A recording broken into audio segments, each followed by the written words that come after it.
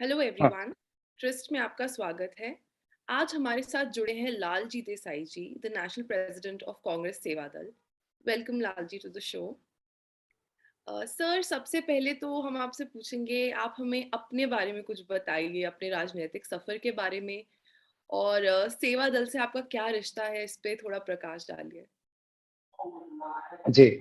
धन्यवाद आज के इस इंटरव्यू के लिए। मैं ये कहूँगा कि मैं सेवा दल के नेशनल प्रेसिडेंट बनने से पहले मेरा जीवन जो है वो एक ग्रामीण इलाके से मैं ताल्लुक रखता हूँ। एक पशुपालक फैमिली से जहाँ पे गाय-भैंस चरा के बड़ा हुआ, दूध बेच के बड़ा हुआ और परिवार में पहला व्यक्ति हूँ जिसको ग्रेजुएशन का मौका मिला। मेरी जो कम्युनिटी है वो चाइल्ड मैरिज से लेकर चाइल्ड लेबर से लेकर कई प्रकार के इश्यूज को झेल रही है। नॉमेडिक कम्युनिटी है जो पूरा पशुओं को लेकर देश भर में जो घूमने वाली कम्युनिटी है, उनमें से मैं मतलब उस कम्युनिटी से अपना ताल्लुक रखता हूँ। गांधीयन ऑर्गेनाइजेशन में पढ़ने का मौका मिला। कुछ साल पहले सेवा दल के साथियों ने, आजादी के बाद सेवा दल के साथियों ने गांधीयन इंस्टीट्यूट खोले थे, जिसकी वजह से उन्हीं से निकले हुए कुछ सेवा दल के सेवाभावी लोगों ने हमारे गांव के पास में एक स्कूल शुरू किया था, 3 किलोमीटर की दूरी पर। तो वहां पर उस स्कूल की वजह से, उन सेवा दल के कार्यकर्ताओं की खोली हुई स्कूल की वजह से मुझे पढ़ने का मौका मिला। और हम जब प्राइमरी में पढ़ते थे या हाई स्कूल में पढ़ते थे, तब जो सेवा दल के प्रशिक्षित लोग वहां पर थे, वो आकर हमको पूरा का पूरा गांधी विचार से लेकर सेवा दल की भूमिकाओं से लेकर जो पूरा पैदल मार्च से लेकर अलग-अलग प्रकार की जो सेवा दल की उस समय की जो कार्य करने की प्रणाली थी, वो सब करवाते थे। वही सेवा दल का जो ड्रेस कोड होता था, वो हमारे स्कूलों का भी ड्रेस कोड होता था। ब्लू चड्डी और व्हाइट शर्ट में, फिर बाद में व्हाइट पैंट और व्हाइट शर्ट, जैसे सेवा दल में बदलाव आता गया, उसी तरह हमारे स्कूलों में भी बदलाव आता गया। सो प्राइमरी से लेकर ग्रेजुएशन तक मैं गांधीयन इंस्टीट्यूट में पढ़ा हूँ। मेरा ग्रेजुएशन भी उसी प्रकार से गांधीयन कॉलेज में हुआ और खास करके कृषि, पशुपालन और ग्रामीण जीवन के संदर्भ में कैसे कार्यकर्ताओं को कार्य करना चाहिए, वही हमारा स्पेशलाइजेशन था। बहुत ही यूनिक स्पेशलाइजेशन, वो भी गांधी विचार से प्रेरित, BRS, bachelor of rural studies. मुझे लगता है ये भारत में सिर्फ कुछ ही स्टेट है जहां पर इस प्रकार का ग्रेजुएशन होता है। उस प्रकार की कार्य मतलब कार्य करते-करते मैं एनजीओ सेक्टर से जुड़ा, आगा खान फाउंडेशन करके एक ऑर्गेनाइजेशन में कम्युनिटी ऑर्गेनाइजर के तौर पे अपने कार्यकाल का 1988 में शुरुआत करता हूँ और 6 गाँव में आदिवासी क्षेत्र में रहकर कुछ साल काम किया। फिर धीरे-धीरे उसी संगठन के अंदर, उसी ऑर्गेनाइजेशन का मैनेजर के रूप में कार्य किया। 13 साल उस ऑर्गेनाइजेशन में आदिवासियों के बीच, दलित के बीच और पशुपालकों के, किसानों के मुद्दे पर काम करते हुए एक नॉमेडिक कम्युनिटी पर काम करने वाला ऑर्गेनाइजेशन का शुरुआत किया और उसी ऑर्गेनाइजेशन के तहत में देश और दुनिया के जो नॉमेडिक ऑर्गेनाइजेशन हैं, उसको एक करने का काम किया और world alliance of mobile indigenous people और मेरे ही गांव में एक नॉमेडिक कम्युनिटी की महिलाओं का शासन में क्या भागीदारी होना चाहिए, उस पर कर 32 देशों की महिला लीडर्स को इकट्ठा करके ग्रामीण इलाके में हमने महिलाओं के मूलभूत अधिकार, तो एक जेंडर इक्विटी का ट्रेनर के रूप में काम किया हूँ। एक पार्टिसिपेटरी टूल्स एंड टेक्निक्स को डेवलप करने का काम करके वो कार्य कर रहा था और खास करके जन आंदोलनों से ताल्लुक रखता हूँ। 2000 में याद है मुझे, 2001 के साल में हम लोगों ने दिल्ली के अंदर संसद घेराव का कार्यक्रम किया था। राइट टू एजुकेशन के जो मूवमेंट चलाने वाले नाफरे करके एक अलायंस है, उसका मैं राष्ट्रीय लीडर था। तो पूरा ये जो शिक्षा का मौलिक अधिकार है, वो लाने का, दबाव डालने का कार्य करने वाले संगठन से ताल्लुक रखता हूँ। तो इस प्रकार से समानता के, जमीन के अधिकार से जुड़े हुए उस पर कार्यक्रमों में मैं कार्य कर रहा था। पॉलिटिक्स में दूर दूर तक का कहीं रिश्ता नहीं लग रहा था और लगता नहीं था कि मैं राजनीति में आऊंगा। पर जब गुजरात के मुख्यमंत्री ने एक तरीके से गुजरात के ही किसानों को बर्बाद करने का एक एसआईआर करके प्रोजेक्ट आया, स्पेशल इन्वेस्टमेंट रीजन, जो 50-50 हजार हेक्टेयर जमीन को एक साथ पूरी तरह से हड़पने का और लैंड ग्रैबिंग का वैसे तो ये कानून लेके आए, तो उसके खिलाफ लड़ने के लिए एक बड़ी लड़ाई जो लड़ी। उससे पहले छोटी-छोटी काफी लड़ाई आदिवासियों के अधिकार के लिए, दलितों के मुद्दे पर, पशुपालकों के मुद्दे किया था। पर जब दो मुद्दों से मेरा जीवन में राजनीति में जो कहते हैं कि एक प्रवेश होने का और या उस तरह से झुकाव होने का हुआ, उसमें एक था कि 2002 में गुजरात में जो राइट्स हुए और गुजरात के राइट्स में जिस प्रकार से खुद पूरी शासन व्यवस्था जो है वो राइटिंग के सपोर्ट में लग गई और रक्षक ही जब भक्षक बनने लगे थे, तब लगा था कि मुझे राजनीति में आना चाहिए। तो और तब नॉन पॉलिटिकल पार्टी के रूप में लगा था कि अब इन संघी नाजी सोच वाले लोगों के खिलाफ की लड़ाई जो है वो खुलकर करने की जरूरत है। कोशिश किया, 80 ब्लॉक में अपना एक संगठन खड़ा किया और वो संगठन था जो खास करके मार्जिनलाइज कम्युनिटी का किस प्रकार से लड़ाई लड़ा जाए। पर सभी स्वयंसेवी संस्थाओं ने मिलकर सोचा कि अगर हम चुनाव में मैदान में उतरेंगे तो इसका फायदा भाजपा को मिलेगा, तो इसीलिए फिर सोचा कि नहीं, इस प्रकार की राजनीति नहीं करनी है, हम सिर्फ जननीति का काम करेंगे और सही विचारधारा को समर्थन करेंगे। तो कांग्रेस का समर्थन किया। तो ये मेरा एक पृष्ठभूमि है। और उसके बाद जब 2013 में गुजरात में मांडल बेचरा जी एसआईआर करके जो पूरा नरेंद्र मोदी और उनका ड्रीम प्रोजेक्ट था लोगों की, किसानों की जमीन लेने का, उस जमीन की लड़ाई में महिलाएं ट्रैक्टर ले लेकर निकल पड़ी, युवा जो है वो बाइक लेकर निकल पड़े और गांव गांव मैं 100 दिन तक घर नहीं गया था और यही प्रतिज्ञा लेकर निकला था कि जैसे मैं मानता हूं हम गांधी के मतलब उस स्ट्रेचर तक तो हम नहीं है, हम बहुत अपने आप को एक छोटा सा गांधी के विचारों का अंश को फैलावा करने वाले लोग समझते हैं। पर वही प्रतिज्ञा करके निकला था कि या जेल जाएंगे या मर जाएंगे, पर जब तक इस जमीन को इस एसआईआर से मुक्त नहीं करवाएंगे हम घर वापस नहीं जाएंगे। और मुझे याद है 15 अगस्त 2013 को हमारी जीत हुई थी और हमारे संगठन के साथियों ने जो चैलेंज किया था नरेंद्र मोदी को सीएम के तौर पे उनको, कि 15 अगस्त 2013 को तिरंगा ध्वज लहराने से पहले अगर ये एसआईआर यहां से रद्द नहीं हुआ तो हम पूरे के पूरे गुजरात के लोग जो हैं वो किसान लोग हैं वो गांधीनगर की ओर कूच करेंगे और आपके कैपिटल को चारों ओर से घेरेंगे अपने अधिकारों के लिए। गांधी के रास्ते पर सत्य और अहिंसा के प्रिंसिपल पर ये लड़ाई लड़ रहे थे, कोई दूसरों की तरह नहीं जो कि आजकल दंगों के दंगाई करते हैं, वैसा नहीं। तो उस लड़ाई के दौरान जीत होने से लोगों का हौसला और बुलंद हुआ और एक तरफ मुझे लगता है कि कांग्रेस के जो सीनियर लीडर हैं या हाईकमांड है उनकी नजर पड़ी कि कोई एक लड़का या एक युवा लड़ रहा है तो उसको किस तरीके से, तो मुझे बकायदा गुजरात के कांग्रेस में 2014 की 15 फरवरी को मेरा विधिवत तौर पे पॉलिटिकल एंट्री हुआ और मैं 3 साल तक गुजरात में कार्य करते हुए, राहुल जी को लगा होगा कि गांधी विचार से जुड़ा हुआ व्यक्ति है, संगठन का व्यक्ति है, अपने आदर्शों पर कुछ कार्य कर रहा है, तो ऐसे व्यक्ति को सेवा दल का जिम्मेदारी देना चाहिए। और शायद उनको कहीं से पता चला होगा कि मेरा कुछ सेवा दल का बैकग्राउंड भी है, बाल सेवा दल प्रकार की जो प्रक्रिया चलती थी, तो उसी हिसाब से मैं पिछले 3.5 साल, 4.25 साल से सेवा दल के राष्ट्रीय अध्यक्ष के तौर पर। जी, सेवा दल आखिर है क्या? आप अपनी नजर से हमें सेवा दल का दर्शन कराएं और उसके इतिहास के बारे में कुछ बताइए। देखिए, जब आजादी के जंग में गांधी जी के नेतृत्व में जवाहरलाल नेहरू जी के, सुभाष जी के और सरदार पटेल जी के और खान अब्दुल गफ्फार खान जी के और ऐसे कई मतलब जो महान व्यक्तित्व, मैं महान पुरुष इसलिए नहीं कहूंगा क्योंकि महान महिलाएं भी वहां पर थी, तो ये महान व्यक्तित्व जो है वो लड़ रहे थे और उस समय पे इस देश में गौरव से लड़ने के लिए जो एक पूरा हमारे कांग्रेस पार्टी के जो प्रिंसिपल थे कि हम सत्य की लड़ाई लड़ेंगे, हम अहिंसक तरीके से लड़ाई लड़ेंगे, हम जो है कहीं पर भी दमनकारी नीति जो है वो उसके खिलाफ झुकेंगे नहीं, लड़ते रहेंगे, लाठी खाएंगे, गोली खाएंगे, पर हम झुकेंगे नहीं। ये सोच तो सही था, पर क्योंकि वो डिसिप्लिन कैडर नहीं था, ऑर्गेनाइज कैडर नहीं था, तो हार्डिकर जी ने जब नागपुर में झंडा सत्याग्रह शुरू किया, तब सरदार पटेल जी का और नेहरू जी का, गांधी जी का जो है वहां पे नजर पड़ी कि ये एक युवा जो है वो एक अलग प्रकार की डिसिप्लिन फोर्स की और झंडा के सत्याग्रह की बात करता है। तो ये हम कांग्रेस पार्टी का पहला फ्रंटल है और फ्रंटल का मतलब होता है जो फ्रंट पे आकर लड़े। तो हम अग्रिम संगठन के रूप में जिस प्रकार की गांधीयन विचारधारा, नेहरूवियन विचारधारा जो थी, उस विचारधारा के तहत हम जो लोग लड़ने के लिए एक फोर्स तैयार करना जरूरत था।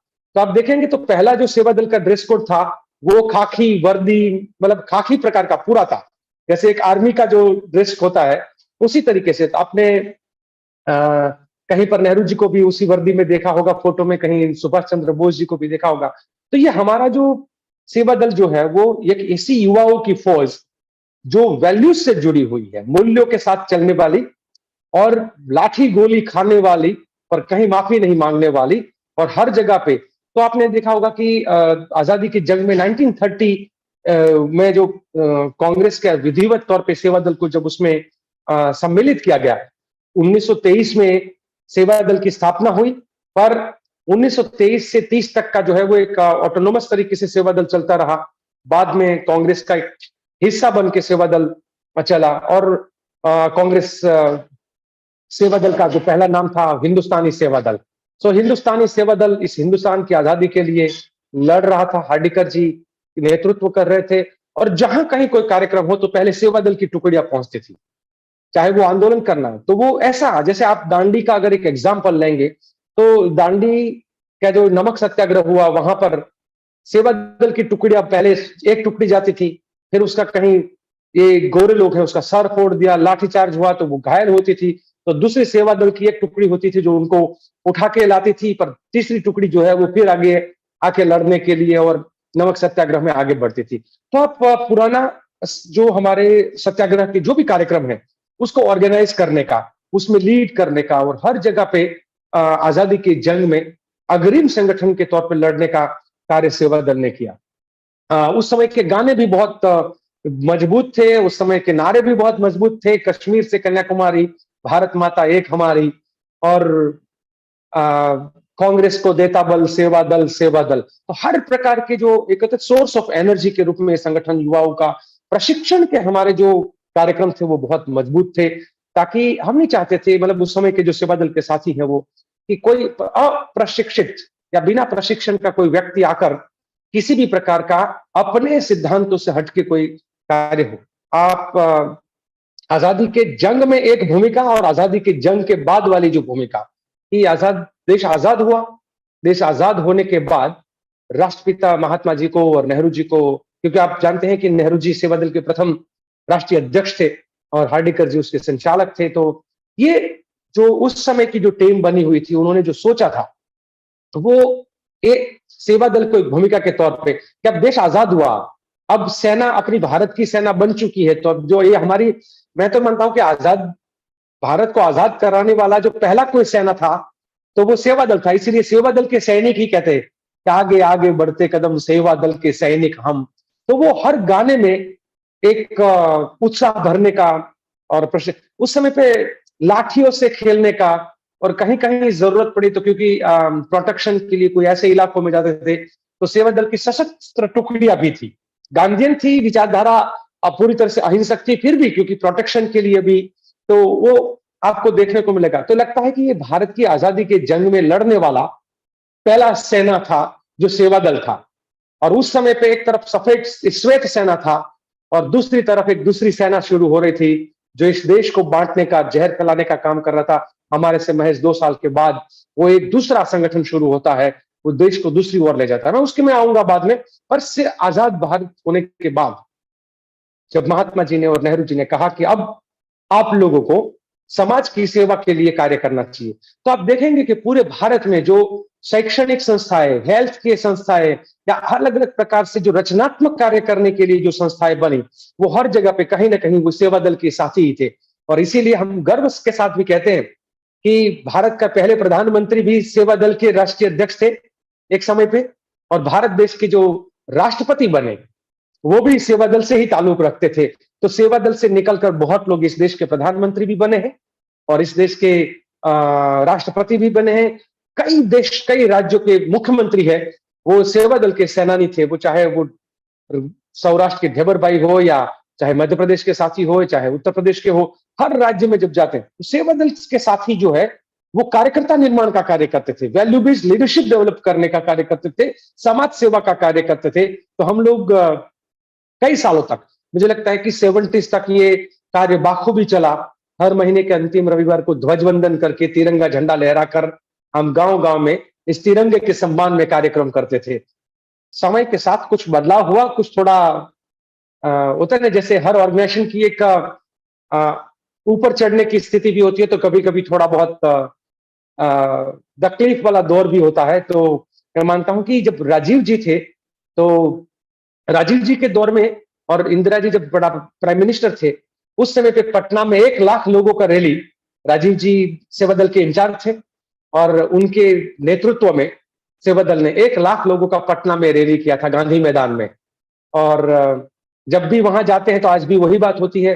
फिर पर राजीव जी के जाने के बाद एक बार तरफ इंदिरा जी का जाना और एक तरफ बाद में राजीव जी की जिस प्रकार से शहादत हुई, उसके बाद सेवा दल को देखने वाला शायद कई सालों तक कोई नहीं था।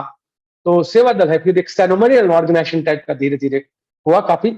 और राहुल जी ने जिस दिन जिम्मेदारी के तौर पे सेवा दल के साथियों के साथ, सोनिया जी ने बीच में प्रयत्न किया कि सेवा दल को और उठाया जाए, और क्योंकि बीच का समय ऐसा था कि बड़ा मुश्किल का दौर था, सेवा दल को राहुल जी जिस दिन जिम्मेदारी में आते हैं और एक अलग प्रकार की भूमिका देते हैं, तो उसके बाद फिर से सेवा दल अलग भूमिका में दिखाई देता है। आज के सेवा दल में और गांधी जी के समय के सेवा दल में सबसे बड़ा क्या फर्क है? देखिए, एक सबसे बड़ा बदलाव है वो समाज के अंदर का बदलाव है। भारत का खुद का बदलाव है, दुनिया के अंदर का एक बदलाव है। उस समय की जो हमारी परिस्थितियां थी, भारत जिस संघर्ष को उस समय पे झेल रहा था, क्योंकि वो लड़ाई गोरों के सामने थी, अब जो लड़ाई है चोरों के सामने है। और इसीलिए सेवा दल जो नारा भी दिया है कि पहले लड़े थे गोरों से, अब लड़ेंगे इन चोरों से। तो सवाल यह है कि अब गोरों को पहचानना आसान था क्योंकि वो शासक थे और ब्रिटिशर थे, तो सीधा पहचान। अब सवाल यह कि चोरों को पहचाने कैसे। चोरी जो है वो अलग अलग प्रकार की है। कहीं पर फाइनेंशियल चोरी है, कहीं पर विचारों की चोरी है, कहीं पर इस देश के संविधान के कमजोर करने की, उसके पर कुठाराघात करने की चोरी है, कहीं पर समाज को और जाति को और धर्म को बहाना बनाकर लोगों में जहर फैलाकर लोगों के जो सोच है उस सोच में जहरीलापन लाने की चोरी है। तो ये जो चोरी का जो व्याख्या हम लोग सोचते हैं कि मेरे देश के संविधान को कोई कमजोर कर दे, तो उससे बड़ी चोरी और क्या हो सकती है। फाइनेंशियल करप्शन तो छोटा मोटा, बाद में आप उसको इंक्वायरी करके भी उसको ढूंढ सकते हो। पर जो हमारे भारतीय मूलतः संस्कृति जो थी, क्योंकि अब देखिए हम लोग लगातार ये कहते हैं कि भारत की संस्कृति ही कांग्रेस की संस्कृति है, भारत की जो सोच है वही कांग्रेस की सोच है। और जिस दिन जो जवाहरलाल नेहरू जी ने कहा है आइडिया ऑफ इंडिया और भारत एक खोज, अगर उसको समझ लेंगे, कांग्रेस अलग से कुछ नहीं है। इस भारत की जो सोच की जो आत्मा है, उस आत्मा को जिंदा रखने का कार्य करते हैं, वो वही संगठन है जो कांग्रेस है। सभी धर्मों को सम्मान देना, वो भारत देश की अपनी एक सैद्धांतिक और एक अपनी समझ है। कांग्रेस की भी वही समझ है। गरीब हो, अमीर हो, हर प्रकार के लोग हो, उसको बराबर का अधिकार होना, कांग्रेस की सोच है, वही अपने देश की सोच है। सवाल यह है कि अपने देश की सोच, भारतीयता की सोच और कांग्रेस की सोच और गांधी नेहरूवियन जो सोच है, वो एक ही सोच है, वो समान स्तर सोच है। देखिए, भारत की सोच में, गांधी और नेहरूवियन सोच में बाबा साहब आंबेडकर की सोच भी आती है, सुभाष चंद्र बोस की सोच भी आती है। बहुत लोगों को ये नहीं पता है कि ये लोग भगत सिंह को और कांग्रेस को अलग करने की जो कोशिश करते हैं, उनको भगत सिंह के साथ जो जिसको शहीद आजम माना जाता है, उनके साथ जो चढ़े थे फांसी के फंदे पर, वो कौन लोग थे? राजगुरु थे, वो सेवा दल के तो थे, सेवा दल के हमारे राष्ट्रीय प्रशिक्षक थे। अब सवाल ये होता है, इनको नहीं पता है, इनको हिस्ट्री भी कुछ लोगों को नहीं पता है कि सेवा दल का राष्ट्रीय प्रशिक्षक और शहीद आजम और जो हमारे तीनों साथी उस समय पे जो थे, वो तीनों साथ में काम करते थे। वहां पर तो हमारे साथियों ने अपनी शहादत भी दी है। दो प्रकार की धाराएं एक साथ चली थी। तो मैं कहता हूं कि जो उस समय पे था कि देश के लिए कुछ करना है, मर मिटना है, वहां सत्ता नहीं थी।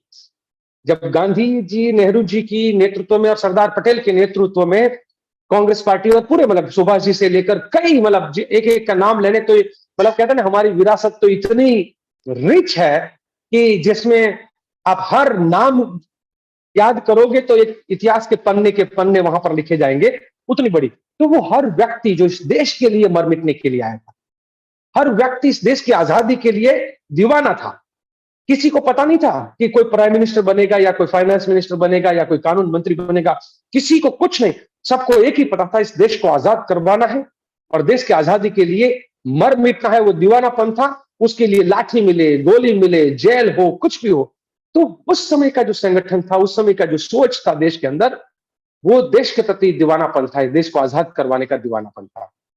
पर बदलाव जो हुआ वो ये हुआ कि देश आजाद होता है, सेवा दल के साथी, कांग्रेस के साथी पूरे भारत में रचनात्मक कार्य करते हुए, संघर्ष के कार्य करते इस देश को एक ऊंचाई पर ले जाते हैं। धीरे धीरे धीरे धीरे जो देश में सुई नहीं होती थी, उस देश को आज आप सब जानते हैं कि वो चाहे परमाणु वाली बात हो या चंद्र पर पहुंचने वाली बात हो या चाहे दुनिया भर में टेक्नोलॉजी में लीड करने वाले देश की बात हो, वो एक विरासत से ही आती है।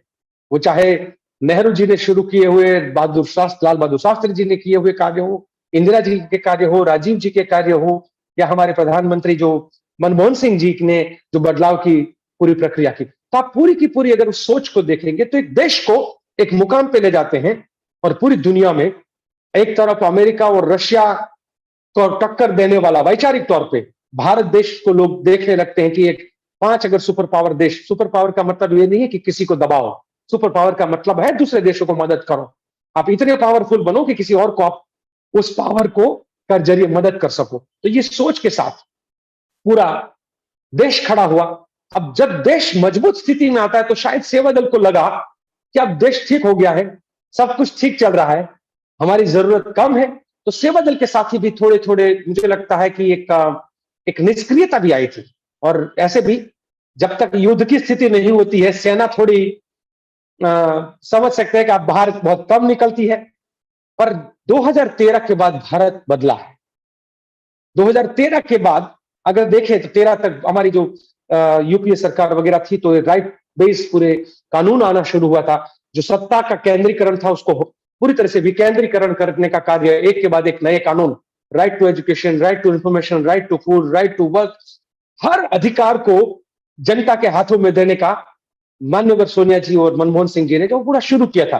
तो एक तरफ यह प्रक्रिया, पर 2014 के बाद एक देश में तानाशाह आता है। 2014 में एक ऐसा तानाशाह आता है कि देश की धरोहर को खत्म करने का कार्य करता है। देश के जो प्रिंसिपल्स है, भारतीयता की जो सोच है, उस सोच को मिटाने का कार्य करता है। और वो एक दूसरी सोच लेके आते हैं जो नाजी सोच से प्रेरित है। तो मैं तो बहुत बार कहता हूं कि नाजी, संघी और तालिबानी सोच है, वो एक सोच है, सुपर ह्यूमन कॉन्सेप्ट वाली सोच है, उच्च मानववाद वाली सोच है। उस सोच ने इस देश को जाति और धर्म में पूरा बांटने का शुरू किया।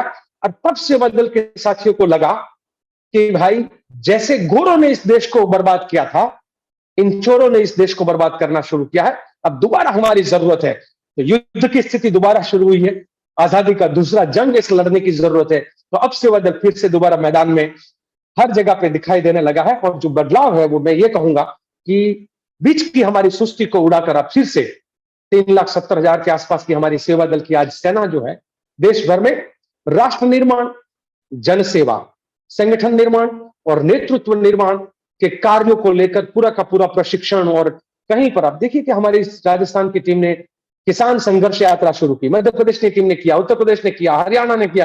तो किसान दिल्ली की बॉर्डर पर लड़ रहे थे, तो सेवा दल उनके समर्थन में पूरे देश में आके किसान संघर्ष यात्रा, किसान समर्थन यात्रा, जिस राकेश टिकैत जी को गुजरात में जाना मुश्किल था, तो सेवा दल राजस्थान और सेवा दल गुजरात में मिलकर बोला कि नहीं, किसान की लड़ाई आप लड़ रहे हैं, हम आपको सपोर्ट करेंगे, तो गुजरात में उनको एंटर करो। तो अब सेवा दल है संघर्ष और रचना का कार्य करना।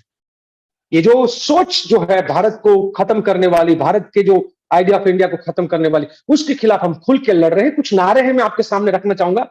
वो नारे से पता चल जाए कि अब नया सेवा दल, जो गांधी के समय का सेवा दल था, नेहरू जी के समय का जो सेवा दल था, वो वापस आ रहा है।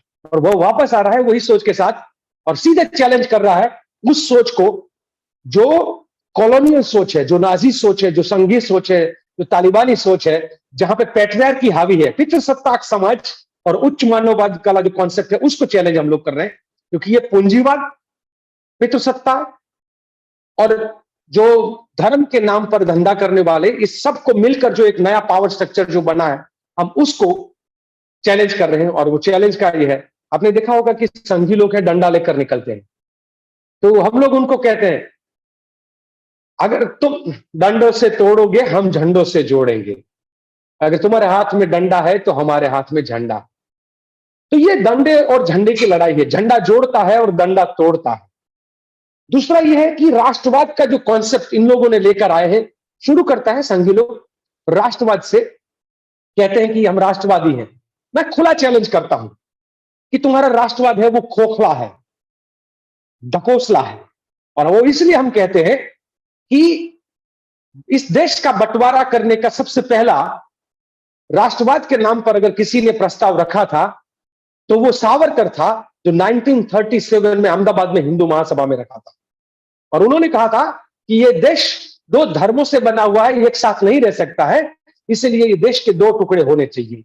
ये पहली सबसे घटिया सोच अगर किसी के दिमाग में पैदा हुई थी तो वो सावरकर जी के दिमाग में पैदा हुई थी। उसके बाद देखिए, थोड़े समय के बाद, थोड़े साल के बाद मोहम्मद अली जिन्ना भी कहते हैं कि देखिए ये लोग कहते हैं कि दो धर्म के लोग एक साथ नहीं रह सकते हैं, इसीलिए हम लोग 1942 में मोहम्मद अली जिन्ना डिमांड करते हैं। तो ये फिर सावरकर के साथी और सावरकर खुद एक और रेजोल्यूशन पास करते हैं और कहते हैं कि हम मोहम्मद अली जिन्ना के डिमांड को समर्थन करते हैं और हम ये मानते हैं कि ये दो धर्म के लोग एक साथ नहीं रह सकते। तो देखिए उस सोच के खिलाफ ये लड़ाई है। गांधी ने शहादत दी, भारत को एक रखने के लिए शहादत दी, टुकड़े करवाते हैं सावरकर और जिन्ना, और गोली मिलती है गांधी जी को, पूरा का पूरा ये लोग ब्लेम उधर कर देते। उसके अलावा अगर आप देखेंगे कि खुद सावरकर बार बार 9 बार माफी मांगा है और उसका एविडेंस हमने दिया है। 60 रुपीज की दलाली अंग्रेजों से उस समय पे ली है जब टीचरों का सैलरी जो है वो 40 रुपया नहीं होता था, जब शिक्षकों के सैलरी 40 नहीं होता था, तब 60 रुपया दलाली सावरकर को अंग्रेज से पेंशन के रूप में मिलती थी। उसी समय का एक और बहुत सारे एविडेंस है, मैं अभी उसमें डिटेल में नहीं जाऊंगा, पर मैं जो कहता हूं कि उस समय से जो गद्दारी चली आ रही है, आज भी ये लोग गद्दारी कर रहे हैं। और मैं ये कहता हूं कि राष्ट्रवाद या देश प्रेम क्या होता है? देश प्रेम का मतलब है देश के लिए त्याग करना, बलिदान देना, कुर्बानी देना। तो कुर्बानी की, बलिदानी की विरासत इधर है, गद्दारी की विरासत उधर है। तो सेवा दल लगातार इस बातों को लेकर जनता के बीच में जा रहा है और ये कह रहा है कि ये गद्दार गद्दार शब्द करके जो बार बार जहर फैला रहे हैं उसको जवाब देना चाहिए। देश के झंडे को ना माने, वो किसी भी देश का गद्दार होता है, किसी भी देश का। देश के राष्ट्रगान को ना गाए, वो देश का गद्दार होता है। देश के संविधान को सर्वोपरि ना माने, वो देश का किसी का गद्दार होता है। और उसी देश की जनता की, चाहे भारत का नागरिक है तो भारत की, और चाहे चाइना का है तो चाइना की, और चाहे मंगोलिया का है तो मंगोलिया की, उसी मातृभूमि के संतानों को आपस में बैरी बनाए तो वो देश का गद्दार होता है। और ये चारों मामले में जो नाजियों ने जर्मनी में किया और संघियों ने भारत में किया है, वो ना देश के झंडे को मानते हैं, ना राष्ट्रगान को गाते हैं, ना वो संविधान को मानते हैं, और इस भारत माता के संतानों को आपस में बैरी बनाते हैं। तो ये लड़ाई जो है उस गद्दारी की सोच जो है उसको मिटाने की है, किसी व्यक्ति को नहीं मिटाना है, और उस सोच को खत्म करके जोड़ने की भावना, सबके प्रति प्यार और करुणा की भावना को लाने की। तो अभी का जो सेवा दल है वो भारत को जोड़ने का कार्य करता है, राष्ट्र का निर्माण का कार्य जो हमारा सोच है वही है। और इसीलिए एक नारा जो हमने कहा है कि देश का झंडा तिरंगा, नहीं चलेगा दो रंगा। देश का झंडा तिरंगा है और झंडा ही सर्वोपरि होता है। ये दो रंगा, कवि कबीर ने भी कहा है कि दो रंगों का विश्वास नहीं करिएगा। भारतीय जनता पार्टी का झंडा दो रंग का है, कांग्रेस का झंडा 3 रंग का है, देश का झंडा 3 रंग का है। और ये तिरंगी सोच है। एक्चुअली तिरंगी सोच का मतलब है कि हम रंगों में बंटने की जगह पे रंगों को भी जोड़ने का कार्य करना चाहिए। तो सेवा दल अभी उस कार्य में लगा है, राष्ट्र निर्माण के और जन सेवा के लिए 7 समितियां हमने बनाई है। शिक्षा के पर, स्वास्थ्य पर, हमारे स्पोर्ट्स के एस्पेक्ट पर, ग्राम विकास के मुद्दों पर, पर्यावरण के मुद्दे पर। तो हम अलग अलग जो और खास करके जो जहां पर कभी कुदरती आफत जिसको कहते हैं कि कहीं अचानक कोई ऐसी घटना हो जाए, फ्लड आ जाए या कहीं अर्थक्वेक हो जाए या कुछ, तो वहां पे पहुंचने के लिए, तो वहां के लिए भी एक टीम। तो जन सेवा और राष्ट्र निर्माण और तहत अभी सेवा दल कार्य कर रहा है। हम 7 भागों में काम को बांटे हैं और 7 स्तर का संगठन बनाया है। हम राष्ट्र से शुरू करके राज्य के पर जोनल है, राज्य है, और राज्य के बाद हमारा जिला है, और जिले के बाद हमारा ब्लॉक है, ब्लॉक के नीचे मंडल है और मंडल के नीचे बुनियाद है। तो हम अपनी बुनियाद को मजबूत करने का कार्य कर रहे हैं और हर महीने के अंतिम रविवार को हम लोग हैं वो देश का झंडा फहराने का पब्लिक पार्कों में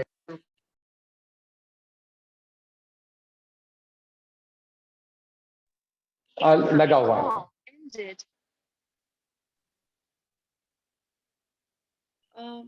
संघ भी सेवा की बात करता है, तो संघ की सेवा भाव और सेवा दल के अस्तित्व में क्या अंतर है? देखिए, संघ जो है वो सेवा की बात करता है और उनकी सेवा के नाम पर वो लोगों से ज्यादातर आप देखेंगे संघ ने करीबन 136 ऑर्गेनाइजेशन खड़े किए और वो 136 जो ऑर्गेनाइजेशन है वो एक एनजीओ के तहत काम करते हैं। कहीं सरकार का फंड भी लेते हैं, विदेश से भी फंड लेते हैं और वो सब कुछ करने के बाद वो इसी प्रकार के फंड को यूज करते हैं। शुरुआत में बच्चों के साथ स्पोर्ट्स एक्टिविटी करते हैं, उसके बाद हम कहते हैं कि क्या त्रिशूल और तलवार बच्चों को देंगे। वो संघ की शाखाएं हैं, उस शाखाओं में त्रिशूल और तलवार दिया जाता है। हम लोगों ने संस्कार केंद्र शुरू किए हैं और वहां पर हम लोगों ने बच्चों को परिवार और समाज के लिए क्या हमारा दायित्व है हम उसके लिए बात करते हैं और एकता, अखंडता और बंधुत्व की बात करते हैं। तो उनकी जो सोच है वो बांटने वाली है, जहर फैलाने वाली है। हम तो कहते भी हैं कि वो लोगों के बसे बसाए घरों को और बस्तियों को उजाड़ते हैं और हम जो है लोगों का आशियाना बसाने का कार्य करते हैं। वो जो है अब देखेंगे और उनके लिए भी है कि वो दंगों के दंगाई हैं तो हम शांति के सिपाही हैं। वो दंगे करवाने के लिए निकलते हैं। तो सेवा का तो एक उनका मुखौटा है, वो नाम सेवा, उसमें राष्ट्रीय स्वयं सेवक संघ क्यों दिया है मुझे तो अभी तक समझ में नहीं आ रहा है। वो राष्ट्रीय दंगा संघ है, वो दंगे करवाने का कार्य करते हैं। और आप देखिए उनकी राष्ट्रीय कमेटी में कौन लोग बैठा हुआ है, इस भारत का प्रतिनिधित्व नहीं करता है, एक भी महिला नहीं है उनके राष्ट्रीय जो उनकी जो नेशनल बॉडी है उसमें एक भी महिला नहीं है। तो क्या ये पुरुषों का संगठन है? दूसरा है उसमें एक भी माइनॉरिटी का व्यक्ति नहीं है।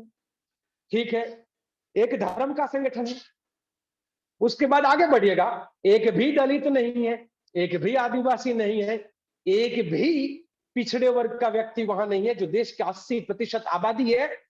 और 50% अगर महिला देखें तो इस देश के 90% व्यक्तियों को जो रिप्रेजेंट करता है वो तो वहां दिखाई नहीं देता है। ये सिर्फ और सिर्फ पैसे वाले पुरुषों का अपर कास्ट का एक संगठन है जो अपने धंधों को छिपाने के लिए, अपने काले कारनामों को छिपाने के लिए संघ में जुड़ते हैं और फिर बाद में धंधा करते हैं। यही उनकी सेवा का एक तो ये जो सेवा का उनका जो नाटक आप देखिएगा वो कहीं लाशों को के साथ फोटो खिंचवाते हैं। मुझे बड़ा दर्द होता है। इस बार हमारे सेवा दल के साथियों ने कई स्मशान और कब्रिस्तान में कार्य किया, तो वहां पर कहीं पर भी फोटो खींचवा के अपना कार्य नहीं किया, कहीं पर भी उसकी वीडियो क्लिप नहीं डाली। अब संघ के लोगों को देखना, वो चड्डी और टोपी पहन के थोड़ी देर के लिए जाएंगे, फोटो खिंचवाएंगे, बाद में फंड इकट्ठा करेंगे। हाँ, उनके पास एक डिसिप्लिन फोर्स है, उस बात को मैं मानता हूं। और करीबन करीबन उनका दावा है 7 लाख का, डिसिप्लिन फोर्स का पता नहीं 7 लाख एक काम है ज्यादा, पर वो लोग डराने का कार्य करते हैं। देखिए उनका परेड देखिएगा, लाठी लेकर निकलेंगे और लोगों को सो ये भय का साम्राज्य खड़ा करेंगे और वो बात शुरू करेंगे राष्ट्रवाद से, फिर आएगा धर्मवाद पे, फिर आएगा जातिवाद पे और फिर आएगा परिवार पर। तो ये संघ का जो कार्य करने का मूलतः तरीका है, वो संघ को ये पूछना चाहिए लोगों को कि आप अगर इतनी बड़ी सेवा का भेख लेकर बैठे हुए हैं तो आप लोगों के लिए पूर्ण रूप से जो कार्य करना चाहिए बिना चंदा का कर सकते हैं क्या?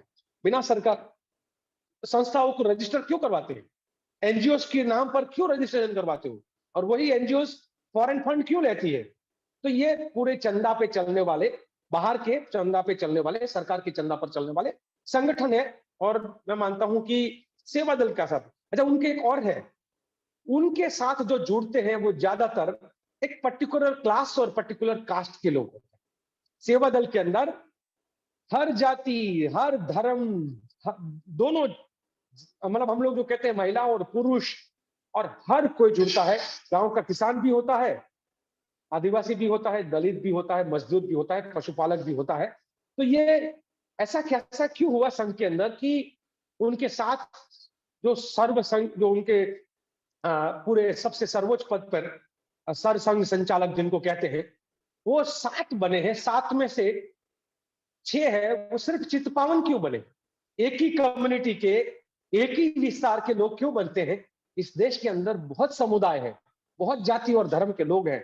तो वो सेवा दल और उसके बीच में जो बेसिक फर्क है वो है कि हम पूरे भारत के साथियों के साथ चलते हैं और वो सिर्फ एक दूसरी कट्टर सोच को लेकर निकलते हैं, जो नाजी सोच है। जी। एक सवाल ये है मेरा कि जैसे आरएसएस का एक ऑर्गेनाइज्ड कैडर है, और इस सवाल में मेरे दो सवाल होंगे। जैसे आरएसएस का एक ऑर्गेनाइज्ड कैडर है, और भी पार्टीज है सीपीएम की तरह जिनका अपना ऑर्गेनाइज्ड कैडर है, वैसे ही कांग्रेस का क्यों नहीं बन पाता है? पहला सवाल ये। उसके साथ ही मतलब इसमें ही एक छोटा सवाल कि जैसे आरएसएस में पन्ना प्रमुख होते हैं, वो कुछ अपने कुछ घरों के इंचार्ज रहते हैं और उनको वो हैंडल करते हैं। वैसा सिस्टम क्या सेवा दल में भी है, और अगर नहीं है तो क्यों नहीं है? देखिए, शुरुआत का मतलब जो एक समय था जहां पर लोगों का कार्य करना, लोगों का दिल जीतना वो बहुत बड़ा काम था। तो सेवा दल के साथियों ने सिर्फ चुनाव जीतने की जगह पर लोगों के दिल जीतने के कार्य कर रहे थे, इसलिए रचनात्मक कार्यों में लगे थे। पर आरएसएस के सपोर्ट से भाजपा ने बिल्कुल वो जितना दावा करते हैं उतने पन्ना प्रमुख भी नहीं है, उतना सब कुछ नहीं है। वो एक पता नहीं हवा बना के रखा हुआ, पर फिर भी है तो उसको स्वीकारना पड़ेगा कि उसका वो काडर सिस्टम है, वो कंपैरेटिवली आज मजबूत है। पर उसके सामने ये भी देखने की जरूरत है कि अगर ये आरएसएस का और भाजपा का काडर सिस्टम इतना मजबूत है, वो लोग पन्ने पन्ने तक अगर पहुंच गए, तो आज भी मध्य प्रदेश में कांग्रेस के एमएलए को उनको क्यों ले जाना पड़ रहा है? आज भी गुजरात में एमएलए को उनको क्यों खरीदना पड़ रहा है? आज भी मणिपुर में वो लोग लास्ट टाइम क्या किया है, गोवा में क्या किया है, कर्नाटक में क्या किया है, सिक्किम में 15 एमएलए खरीदने का काम उन्होंने क्यों किया? तो अगर ये इतना बड़ा कैडर बेस है, तो फिर भी इनको मेंबर ऑफ पार्लियामेंट और एमएलए और वो सब है, वो दूसरी पार्टियों से और कांग्रेस से ला ला के उनको मिनिस्टर्स क्यों बनाना पड़ रहा है? मुझे लगता है कि ये आ, सालों से चल रहा है, चली आ रही यही बात है कि वो जितना दिखाते हैं उतने धरातल पे मजबूत नहीं है। मैं आरएसएस को और भाजपा को ये कहता हूं कि ये महज पत्तों का महल है। एक जनता का सोच का झोंका जब चलेगा हवा के झोंके की तरह, तो ये ढेर हो जाने वाला है। पर सेवा दल के बारे में और आप जो हम मुझे सवाल पूछे, मैं अपने दायित्व तो को स्वीकार करता हूं और कहता हूं कि बीच का समय हमारा एक सुस्ती का समय गया। हमने ये सोच लिया कि अब सब कुछ ठीक है, अब ज्यादा भूमिका नहीं है। पर पिछले 3 साल से हम लोग जो लगे हुए हैं, सेवन लेयर्स ऑफ ऑर्गेनाइजेशन। अभी मैं यूपी के चुनाव की मैं अगर बात करूं तो हमने सब जगह पे तो नहीं, पर 75 प्लेस पर सेवा दल ने 2 प्रकार की टीमें उतारी है। एक है विधानसभा प्रेरक है और एक विधानसभा नायक है। लोकल जो होता है हमारा सेवा दल का साथी, वो नायक है, और बाहर से जो मदद करने के लिए आता है वो प्रेरक है। सो नायक और प्रेरक की हमारी जो जोड़ी है, वो विधानसभा के स्तर पे, और हर विधानसभा को 10 भाग में बांटकर मंडल के स्तर पे, और फिर उस मंडल को 3 भाग में बांट कर समूह के स्तर पे। तो हम लोग विधानसभा, मंडल और समूह, वहां तक हम लोग पहुंच रहे हैं। और मैं ये प्रतिज्ञा के साथ, क्योंकि ये सेवा दल 2023 में 100वें साल में प्रवेश कर रहा है। हमारा अभी हम 99 साल के सेवा दल हो चुका है, 100वें साल में हम प्रवेश करने जा रहे हैं। देश भर में सेवा दल लगातार सहयोगी, समर्थ, क्योंकि हमारे साथ जुड़ता है तो सहयोगी बनता है, पहले सहयोगी के रूप में आता है, फिर उसको ट्रेनिंग और देते हैं, उसको समर्थ बनाते हैं, और समर्थ बनने के बाद उसको हम विशारद यानी कि ज्ञानी वाला ट्रेनिंग में ले जाते हैं। और वो विशारद वाला प्रशिक्षण प्राप्त करने के बाद वो 11 दिन का है। पिछले साल हमारे 3 विशारद कैंप हुए, इस साल भी हमारे विशारद कैंप शुरू हो गए। अभी कोरोना काल की वजह से थोड़ा थोड़ा बीच में ब्रेक होता है। आज जब मैं और आप बात कर रहे हैं, तो कर्नाटक में जो गढ़ प्रभा में हार्डिकर जी के नाम पर सेवा दल का प्रशिक्षण सेंटर जो है, वहां पर 100 महिलाएं वहां पर समर्थ कैंप में बैठी हुई है, ट्रेनिंग ले रही है। तो सेवा दल का देश भर में प्रशिक्षण कैंप चल रहे हैं और वो प्रशिक्षण कैंप के जरिए हम विशारद यानी कि तीसरे पायदान पे पहुंचना है और उसके बाद हमारा जो कैंप है, शिविर है, उसको हम लोग कहते हैं राष्ट्र रत्न। हम इस देश के हीरो को इकट्ठा करना चाहते हैं और उसको पूरा घीस के हीरा बनाकर, डायमंड के तौर पे, तो राष्ट्र रत्न बनाकर फिर उसमें से जो आगे बढ़ते हैं वो आगे जाके 15 दिन की ट्रेनिंग के बाद फिर और 21 दिन और समाज में काम करने के बाद तपस्वी के लेवल पे, और तपस्वी का मतलब है इस देश के लिए तप करना, इस जनता के लिए तप करना। तो अब सेवा दल जो है वो धीरे धीरे हम लोगों ने पिछले 2 साल में करीबन करीबन 1500 लोगों को 11 दिन के प्रशिक्षण, जो थर्ड लेयर ऑफ जो हमारा ट्रेनिंग है, वहां तक हमने पहुंचाया है। और हम चाहते हैं कि देश भर के अंदर हम करीबन 500 लोग ऐसे तैयार करेंगे जो देश के लिए पूर्णकालीन, और ये जो लड़ाई की सोच है, शब्दों में मैं कहूंगा कि आरएसएस प्रचारक तैयार करता है, सेवादल विचारक तैयार करता है। प्रचारक और विचारक का जो बेसिक डेफिनेशन डिफरेंस जो मैं कहना चाहता हूं वो है, प्रचारक का मतलब है प्रचार करना, और वो वही प्रचार करता है और वो अच्छे भले इंसान को प्रचारक बना देते हैं। मैं कहता हूं अच्छे भले इंसान को प्रचारक बना देते हैं। और उसका मतलब क्या है कि वो वही सोचेगा, वही देखेगा, वही सुनेगा जो उनके आका उनको कहते हैं। तो वो प्रचारक तैयार करते हैं, अंध भक्त दूसरे भाषा में कहे तो तैयार करते हैं। हम विचारक तैयार करते हैं और विचारक तैयार करने की जो प्रक्रिया है हमारी, यात्रा जो है वो हमारी, वो यात्रा ये है कि पहले अपनी ताकत को समझेंगे, पहले खुद को समझेंगे कि मेरी शक्तियां, मेरी कमजोरियां क्या हैं। मेरा अब सेल्फ एनालिसिस होगा, सेल्फ को समझेंगे, अपने गोल तय करेंगे, फिर समाज के लिए कार्य क्या करना है, देश राज्य के लिए क्या करना है, इस देश के लिए क्या करना है। फिर हम लोगों का जो है कि जय जगत का गीत है, हम लोग कहते हैं जय जगत जय जगत जय जगत पुकारे जा। तो हम जय जगत का नारा लेकर निकलते हैं कि सबकी जय, किसी की पराजय नहीं। तो ये जो सेवा दल है, और वो सही है क्या है, गलत है क्या है, वो फैसला खुद सेवा दल का व्यक्ति खुद करेगा, उसको कोई आदेश नहीं मिलेगा। तो उधर आदेशित होते हैं, हमारे स्वयं निर्देशित होते हैं। तो ये जो प्रक्रिया के तहत हम चाहते हैं और एक दावा करते हैं कि आने वाले 2 साल में हम देश के हर गांव में तिरंगा झंडा फहराने के लिए सेवा दल का कार्यकर्ता तैयार करने का कार्य कर रहे हैं। हम आने वाले चुनाव के लिए गुजरात के लिए अब फिर से अपनी 182 टीमें तैयार कर रहे हैं, क्योंकि वहां पर 182 विधानसभा की सीटें हैं। उसी तरीके से हम हिमाचल के लिए अपनी टुकड़ियां तैयार कर रहे हैं। जरूरत है और कैडर। ज्यादातर लोग ये सोचते हैं कि we are just a movement, और काफी लोग भाषण में बोल देते हैं कि Congress is not a cadre based organization, Congress is a आंदोलन, मूवमेंट है। पर मैं ये उस बात से, कांग्रेस एक विचार है और उस विचार से आंदोलन पैदा होता है, और वो विचार से जो आंदोलन पैदा होता है, उस आंदोलन को कैरी करने के लिए आपको कैडर चाहिए। तो आजादी के जंग से लेकर 1980 तक हमारे पास एक कैडर था और वो था सेवा दल। और इसीलिए इंदिरा जी भी कहती थी कि कांग्रेस सेवा दल की रीढ़ की हड्डी है।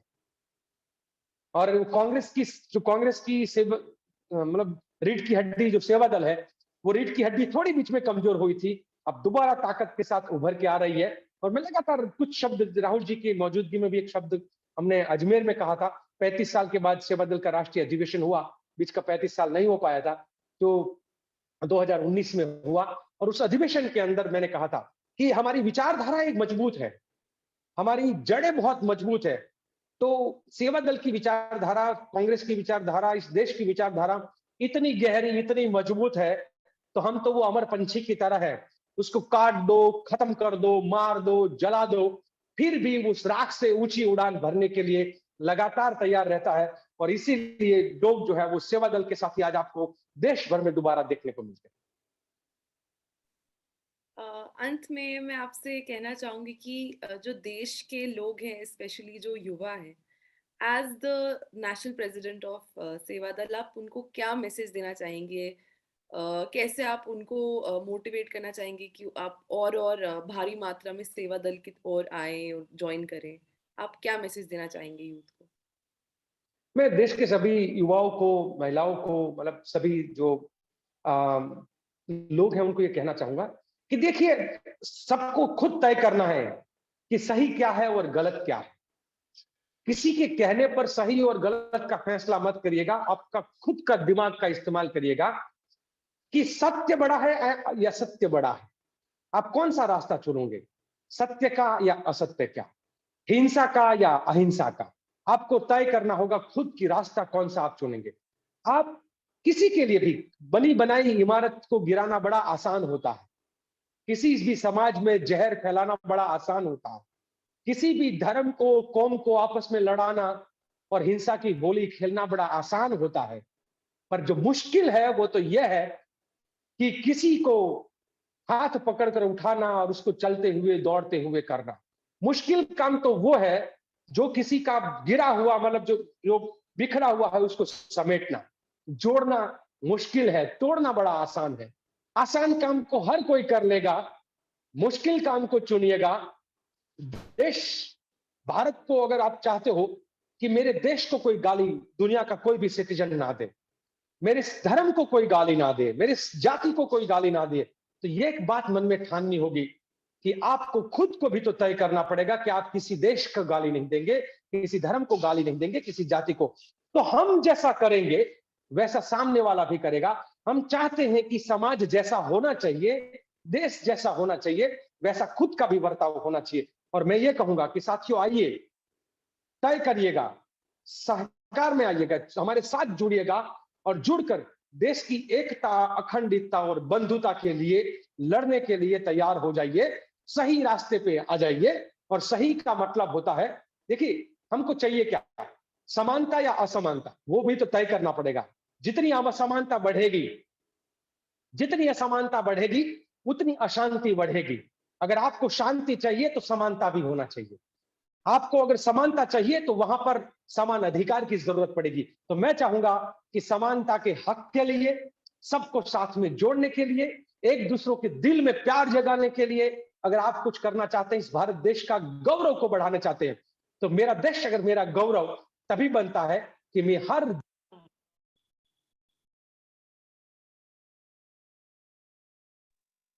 लिए आप लोग आइए, जुड़िए और देश के लिए, दूसरी आजादी के जंग के लिए आप तैयार हो जाइए। मैं यही कहूंगा।